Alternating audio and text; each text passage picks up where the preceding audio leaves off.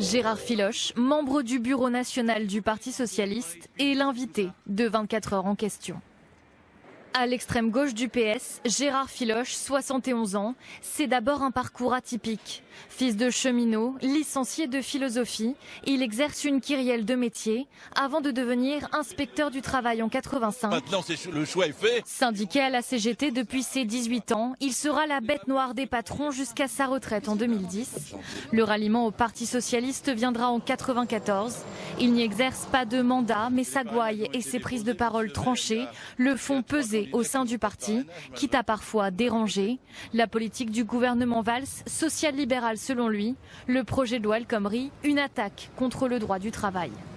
Nous voulons le contraire. Le grand public découvre une autre de ses facettes le 2 avril 2013.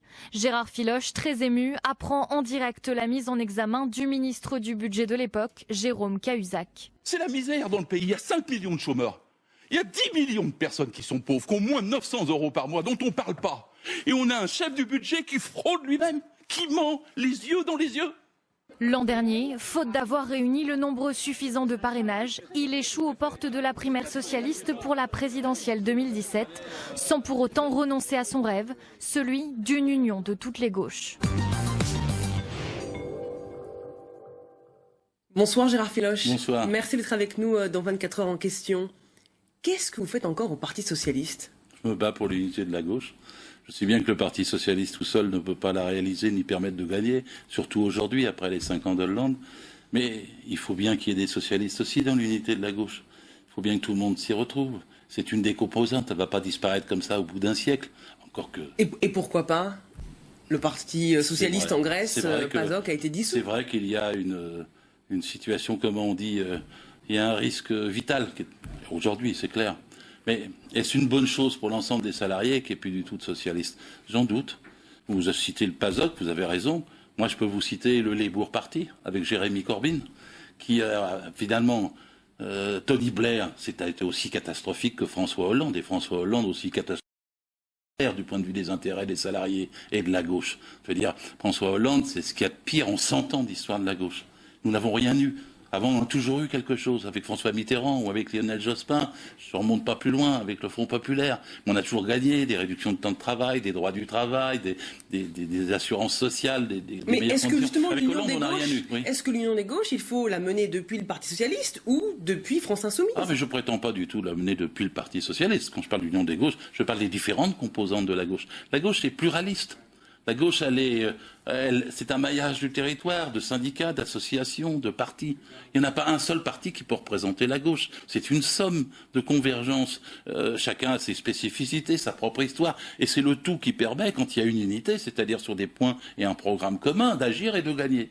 Et donc, France Insoumise fait partie de la gauche. Oui, mais on il se peut pas la demande, représenter. quand on entend vos idées, quand on connaît votre parcours, ancien communiste, ancien trotskiste, on se demande qu'est-ce qui vous empêche de sauter le pas vers la France Insoumise ? Peut-être je vais le faire, mais pour l'instant, je ne suis pas encore sûr que le Parti socialiste soit condamné. Donc je veux essayer de le sauver, si c'est possible. S'il n'y a pas de possibilité dans les moments qui viennent et au prochain congrès, avec mes amis de démocratie socialiste et de la gauche démocrate, tireront les conséquences, mais ça sera peut-être un problème pour tout le monde, pas seulement pour nous. C'est pas un problème de parti, d'appareil ou autre chose. C'est un problème d'histoire. Vous savez, l'histoire de la gauche, ça s'efface pas. Quand on n'a pas de passé, on n'a pas d'avenir.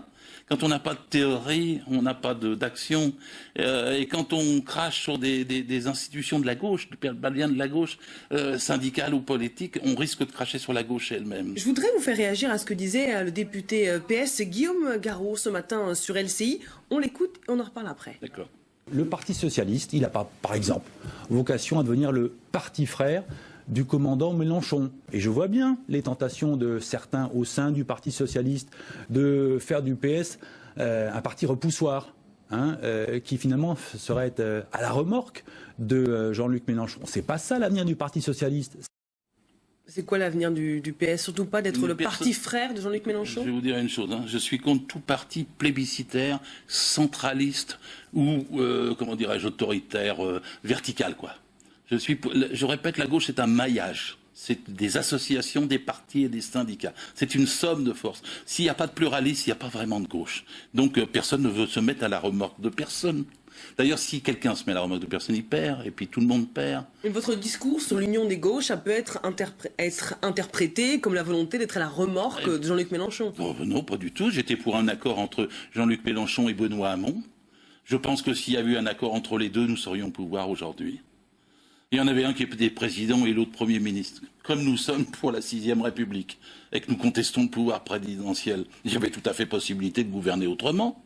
Et il y avait possibilité de se mettre d'accord pour l'augmentation du SMIC, la baisse des dividendes, pour la réduction du temps de travail à 32 heures. Il y avait la possibilité de se mettre d'accord pour vous parliez de l'argent public tout à l'heure, pour qu'il n'y ait pas de salaire supérieur à 20 fois le SMIC, pour qu'il n'y ait pas plus de 5% de précaires dans les entreprises, et pour qu'on augmente les petites retraites et les petits salaires, c'est-à-dire qu'on distribue les richesses. Ça, c'est le programme fondamental pour moi de la gauche. C'est pas des discours sur le monde entier. C'est qu'est-ce que nous peut faire pour que les salariés, ceux qui nous écoutent, ceux qui produisent les richesses, obtiennent la part qu'ils méritent. Est-ce que c'est pour ça, quand vous dites si on avait eu une union entre Benoît Hamon et Jean-Luc Mélenchon, on serait au pouvoir, que vous considérez que Emmanuel Macron est une anomalie de l'histoire? Bah oui. Pourquoi? Qu'est-ce que vous entendez par là? C'est le putsch d'un homme de cabinet. Comment il est arrivé là sans expérience? Et il va aller dans le mur. Il a été élu de manière démocratique. Pour vous, il n'est pas légitime. C'est vrai. C'est-à-dire qu'il a eu quoi, 12 ou 13 ou 14% de gens qui ont voté vraiment pour sa personne. Puis il y en a qui ont voté par défaut. Ils voulaient pas Fillon, ils ont voté lui. Ils voulaient pas Le Pen, ils ont voté lui. Et puis à la fin, il a additionné des voix, mais qui ne sont pas des adhésions. Et son programme d'ailleurs est totalement inconsistant. Au bout d'à peine 3 mois, on le voit. Parce que ce que Sarkozy a fait, il a été repoussé. Ce que Hollande a fait, hélas, il a été repoussé. Il n'a même pas pu défendre son bilan. Mais Macron est dans la même veine. Il va faire du Sarkozy et du Hollande en empire, ça va pas marcher. Mais Benoît Hamon n'a pas su convaincre pendant la campagne. Je suis d'accord avec vous, mais Mélenchon non plus, parce qu'ils étaient divisés. Parce que beaucoup de choses dans Hamon et dans Mélenchon sont bonnes, je vous le répète. L'augmentation... Vous savez, pendant 5 ans, Hollande n'a pas augmenté le SMIC.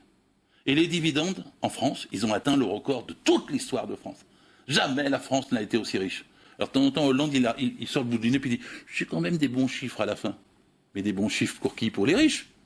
Parce que la question, c'est pas d'avoir des bons chiffres pour les riches, c'est d'avoir aujourd'hui une réduction des inégalités. Ce n'est pas la faute uniquement de François Hollande si Benoît Hamon et Jean-Luc Mélenchon n'ont pas réussi à s'unir pendant la campagne présidentielle. Le problème, c'est carré, je vous l'accorde. Le fond de la défaite de la gauche cette année, c'est évidemment le quinquennat de François Hollande, qui est un quinquennat maudit. Maudit. Écoutez-moi bien.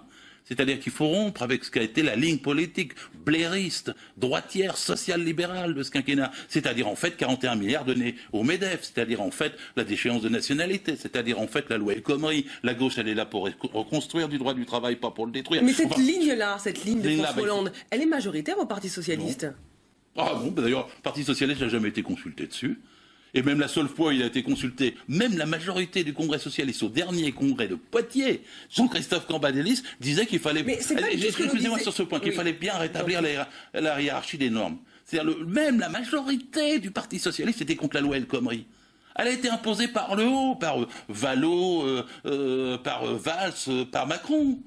Mais le Parti Socialiste, c'était pas son programme de casser le droit du travail. Valls, il est parti maintenant, donc au Parti Socialiste, c'est lui qui vont... Oui, mais il faut s'entendre. Nous avons eu des gens dans le Parti Socialiste, enfin quand même, j'emplorais moi tout seul, je veux dire, Bertrand Delanoë, que j'estimais, qui dit je vais chez Macron, bon, Ferrand, Castaner, allez, ils vont chez Macron, puis après vous en avez quelques centaines, puis quelques milliers.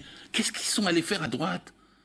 Aller chez Macron, c'est rompre avec l'histoire de la gauche, c'est rompre avec l'histoire du socialisme, c'est trahir ses valeurs, c'est trahir ses amis, c'est trahir ses combats.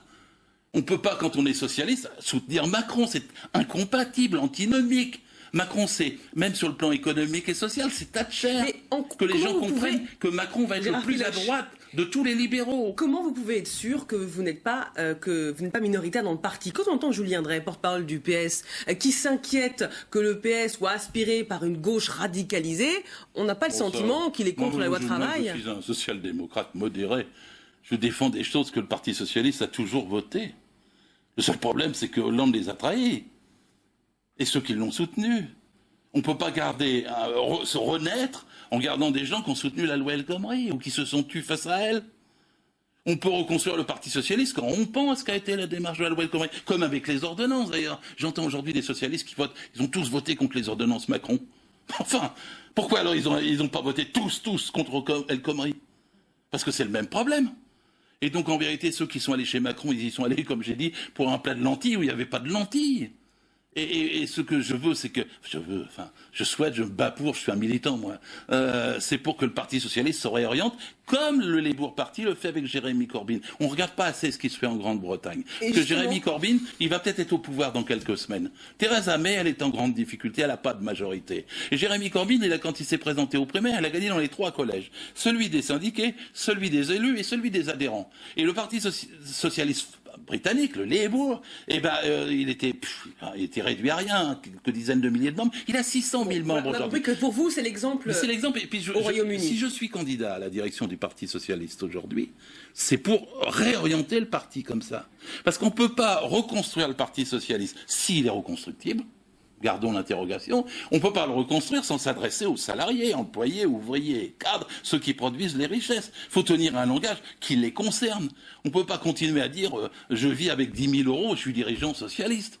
Si on veut être dirigeant socialiste et être écouté, il faut revenir à ce qu'elles font. Le salaire médian, vous le savez, est à 1 700 euros. Vous êtes candidat à prendre la tête du parti? Bien sûr, je veux même vous dire quelque chose. Je ne comprends pas ce qui se passe actuellement du point de vue de la direction du parti. Une espèce de direction collégiale qui s'est mise en place avec 28 personnes, je ne sais pas ce que c'est. Ce n'est pas prévu dans les statuts. Sur 28, j'ai regardé, il y en a 3 de la gauche socialiste. Alors qu'avant, la gauche socialiste faisait 30%, elle allait passer à 10%. Donc c'est une anomalie, c'est pas dans ce sens-là qu'il faut aller. Moi j'aurais dit, si vous voulez quelque chose de transitoire, une sorte pour gagner du temps, mettez 5 de la gauche et puis 5 de l'aile droite, puis ensuite on va discuter. Mais c'est pas possible avec cette direction-là. Mais vous pourriez avoir face à vous Julien Drey, qui n'exclus pas d'être candidat à la tête du PS. Il y aura les candidats qui aura. La seule chose que je dis, c'est qu'il faut appliquer les statuts. Donc Jean-Christophe Cambadélis est démissionnaire déjà depuis 2 mois. Il devrait y avoir une élection pour un secrétaire, ne serait-ce que provisoire, en attendant le congrès. Comme ça permettra aux gens de dire on s'exprime. Et la deuxième chose, c'est qu'ensuite, il faut qu'il y ait un congrès. Parce que j'entends les gens dire je vais faire des assises. Le problème du Parti socialiste n'est pas un problème de fonctionnement. Ce n'est pas un problème de local, de Solferino, de tout ça. Le problème du Parti socialiste, c'est un problème de ligne politique. Est-ce qu'il faut attendre le congrès en 2018 pour régler la question de la ligne? Non, il faut aller vite. Il faut aller le plus vite possible. Au début, je me suis dit, il faut aller le plus vite possible parce que pour repartir, il faut dire qu'on augmente le SMIC et qu'on baisse les dividendes. Pour repartir, il faut dire qu'on contrôle les licenciements et qu'on ne les facilite pas. Pour repartir, il faut dire que les organisations syndicales doivent avoir plus de poids avec les institutions dans les entreprises. Pour repartir, il faut dire qu'on va faire une réforme bancaire et qu'on va vraiment séparer les 2 systèmes de banque. Pour repartir, il faut faire une réforme fiscale, on va vraiment redistribuer les richesses, ou y avoir une priorité à l'impôt direct. Tout ça ne va pas se faire en 2 jours. D'ici là, il y a une rentrée politique fin août. Comment vous pouvez peser, comment vous pouvez incarner une opposition? Je vais vous dire quand même la première chose. C'est simple, c'est qu'on a fait une saisine du Conseil constitutionnel commun avec Jean-Luc Mélenchon et le Parti communiste et le groupe socialiste. L'exemple, on l'a déjà engagé. C'est-à-dire que quand on saisit contre les ordonnances le Conseil constitutionnel dans l'unité de la gauche, on fait le premier pas. On doit être aussi tous les socialistes le 12 septembre prochain. Puis je vais vous dire en ce moment, par exemple, à PSA, Peugeot-Sochaux, il y a un salarié, Farid Borsali, qui est attaqué aujourd'hui de façon absolument injuste. J'ai animé un comité pour le défendre. On s'est retrouvés ensemble. Il y avait les socialistes, les communistes, il y avait même lutte ouvrière, le NPA, il y avait les syndicats, etc. Et on défend les salariés qui sont victimes de répression. Mais donc, est-ce que la loi travail, c'est une union de circonstances, ou pour vous, ça peut être un acte fondateur pour justement s'allier? Je me permets de dire, c'est une loi anti-travail. C'est pas une loi travail. On la nomme toujours comme il faut pas. Les gens vont finir va lui attribuer un crédit seulement dans son titre. C'est une loi contre les travailleurs, c'est une loi pour les dividendes, c'est une loi pour pomper l'argent d'en bas, c'est une loi pour baisser le coût du travail, c'est une loi contre les salaires, c'est une loi qui va s'attaquer au salaire brut, le 9e article de la loi qui va nous changer tout notre système de salaire au mois de janvier prochain. On n'en a pas encore discuté, mais vous allez voir que ça va être explosif et que je dis que c'est la mort du salaire brut, c'est la plus grande attaque historique contre les salaires que prépare Macron. Mais cette loi-là, évidemment qu'il faut s'y opposer ensemble. Le 12 septembre et après, dans l'unité. C'est pas une concurrence, c'est pas un machin qui dit j'ai une autre manif, non, dans l'unité avec les organisations syndicales. Ça veut dire quoi? Ça veut dire on défile avec les syndicats le 12 septembre ou avec la France Insoumise le 23? Qu'est-ce qu'on est sans syndicats?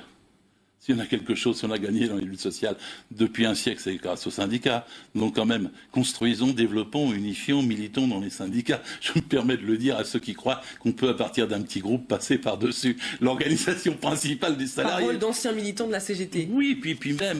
non, je suis toujours militant de la CGT. Pas parce Parole que je suis retraité. d'actuel militant Voilà, de ça la fait 50 ans que je suis à la CGT. Mais je suis pour l'unité syndicale, je respecte tous les syndicats. C'est quand ils sont unis qu'on peut gagner. Et il faut donc passer par là. Mais jusqu'où le salariat, jusqu'où vous irez?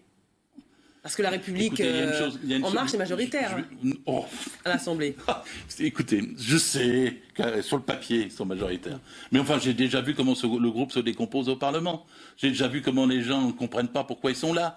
J'ai déjà vu, ils ont été sélectionnés comme des vendeurs de Tupperware.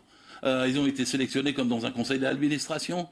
Ils n'ont pas distribué de tracts, ils ne savent pas encore bien comment faire. Ils comprennent, il y en a qui vont changer, ça va exploser, tout ça. Comme Macron. Je sais, je me suis trompé, parce que pendant des mois, comme tout c'est une bulle, Macron. On me dit, ah, ta bulle, elle a gagné. Oui, mais c'est quand même une bulle.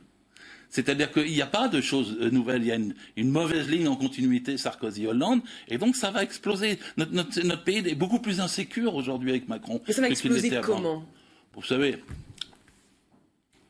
je vais vous raconter, si j'ai le temps. Allez-y. Du temps du général de Gaulle, il y avait un ministre du Travail de Pompidou et de Gaulle qui s'appelait Robert Buron. Et après les élections de 65 présidentielles, il avait dit « Je fais un mouvement objectif 72 ». C'était un septennat à l'époque. Il y a eu mai 68.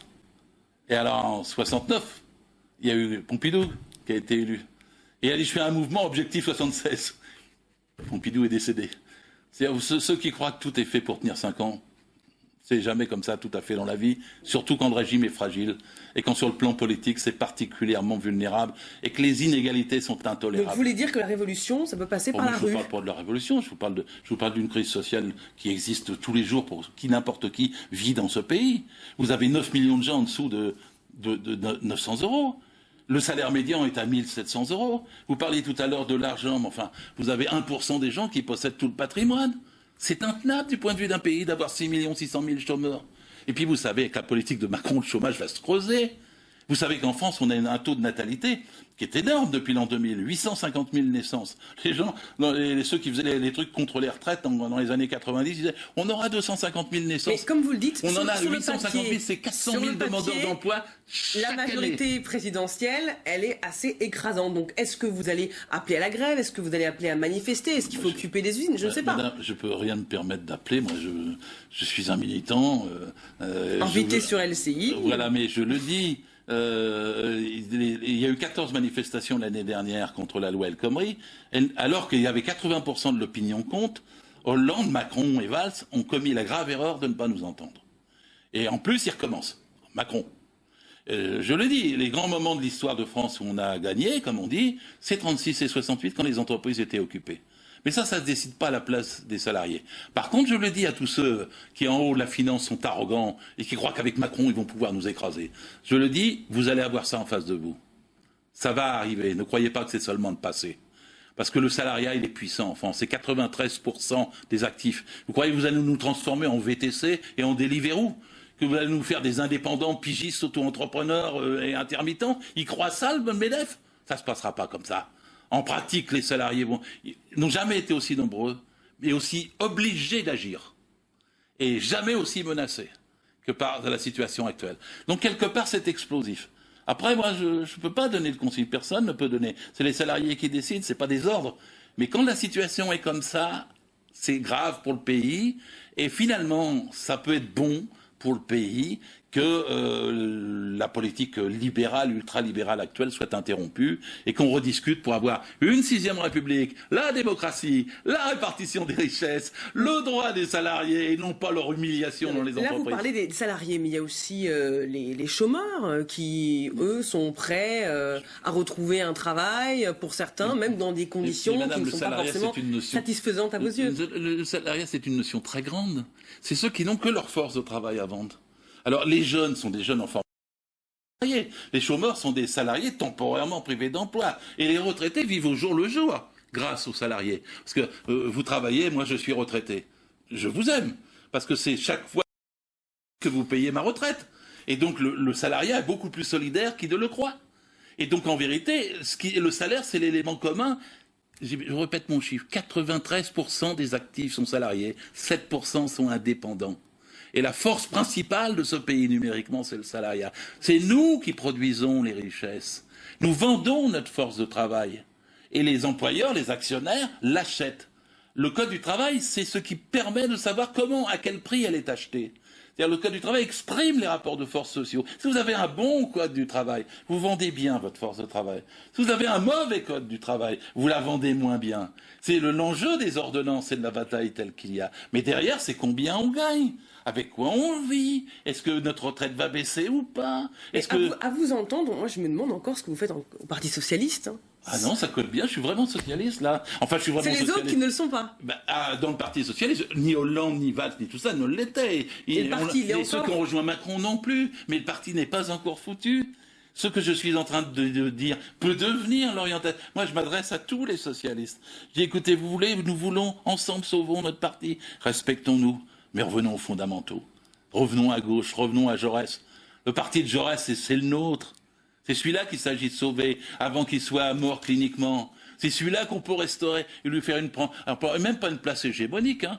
Moi, je respecte toutes les autres composantes de la gauche. Le Parti communiste, les Verts et puis France Insoumise. Mais s'il y a encore des millions de voix, il y a eu 2 400 000 voix pour Benoît Hamon. Il y avait 6 millions de voix aux dernières régionales.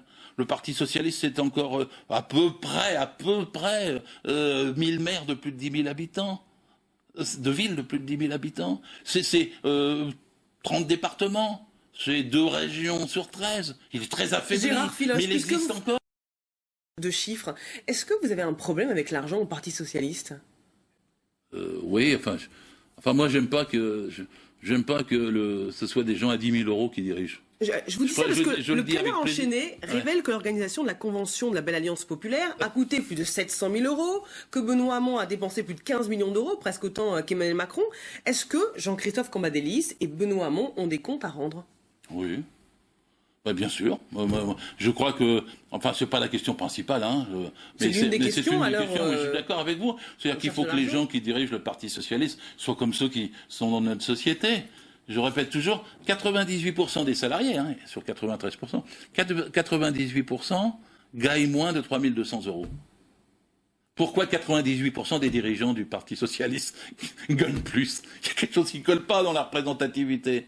C'est pas seulement la diversité humaine, c'est la diversité sociale. Et sur le financement des campagnes? Mais on n'a qu'à mettre davantage de militants syndicaux, ouvriers, employés, à la direction du Parti socialiste, et le Parti socialiste vivra, et on ne parlera plus de ces problèmes d'argent détestables. Il faut en parler parce que certains se demandent s'il faut vendre Solferino, s'il faut licencier des gens qui travaillent au Parti socialiste. Je répète que ce n'est pas le problème principal. Pour ceux qui vont perdre leur emploi, peut-être. Oui, mais le problème principal, c'est d'avoir une orientation politique qui permette de continuer à vivre. Parce que si on n'a pas l'orientation politique, Solferino, on s'en fout. Hein, tout ça, on s'en fout. S'il y a une orientation politique, ça vaut le coup, après, de voir comment ça a des conséquences de reconstruction du parti pour le faire vivre autrement, plus pluraliste, plus démocratique. Hein. Faut pas toucher au droit d'émotion du débat, parce que si ce parti n'a plus de débat, n'a plus de motion, n'a plus de proportionnel, alors là, il est mort à coup sûr. Il faut au contraire le permettre de revivre, mais revivre pour militer, pas pour défendre des intérêts privés à des gens qui vivent entre 10 000 et 15 000 euros. Ça, non. Bien sûr que non. Est-ce que vous réclamez, comme Julien Drey, un audit sur les comptes de campagne de Benoît Hamon? Là, c'est typiquement ce qu'il ne faut pas faire. Typiquement ce qu'il ne faut pas faire. C'est du concret, les problèmes d'argent du Parti socialiste. Ce qui est concret, c'est qu'il n'y ait plus d'électeurs parce qu'on ne défend plus une ligne socialiste. S'il y a des électeurs et qu'on défend une ligne socialiste, je vous promets qu'on réglera tous ces problèmes d'audit, pas d'audit. Mais ça, dit comme ça, c'est une diversion. Osez commencer par dire, attendez, je veux examiner. Vous savez pourquoi la campagne de Benoît Hamon n'a pas marché? Parce qu'en grande partie, elle a été sabotée. Et quand j'entends François Hollande passer la main, je le vois passer la main dans le dos à Macron en pleine campagne électorale, quand je vois Stéphane Le Foll dire j'hésite, quand je vois toute une grande partie des dirigeants du Parti socialiste dire je rejoins Macron en pleine campagne, vous vous étonnez que ça sabote? Ça, c'était le principal problème politique. Vous voulez dire que les Français ont été dupes? Mais les Français, des millions de socialistes ont voté Mélenchon. L'électorat à Mont-Mélenchon, c'est le même électorat. Et ils ont eu le réflexe de dire on va essayer de passer la barre. Si la barre n'a pas été passée, c'est parce qu'il n'y a pas d'accord politique. Il y a 2 400 000 qui ont dit il n'y a pas d'accord politique. Mais Gérard Filoche, le PS est coupé des classes populaires depuis plus de 5 ans. Ça n'a pas attendu François Hollande pour ça. Je suis d'accord que c'est un processus long et à examiner. Mais vous savez, quand même, ce que les classes populaires ont gagné, à la fin, c'était toujours avec le PS. Les premières années Mitterrand sont des années absolument extraordinaires du point de vue social. Et vous savez, dans les annales sociales du siècle, c'est l'année 2000 qui est la plus belle, avec Jospin et l'ensemble des droits du travail autour des 35 heures. Donc quand on a gagné la 3e, la 4e, la 5e semaine de congés payés, les 40 heures, les 30 heures, la retraite, etc., c'est avec les socialistes.